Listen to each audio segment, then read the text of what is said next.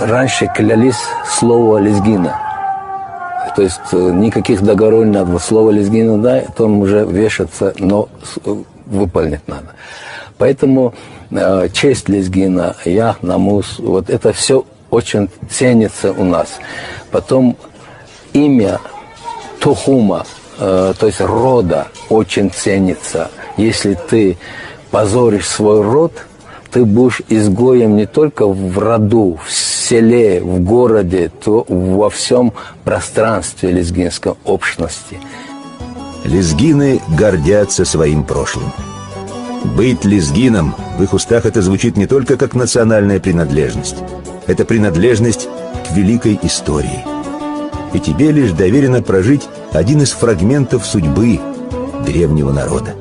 И непременно сохранить свои корни, истоки, свои обряды, свою мудрость.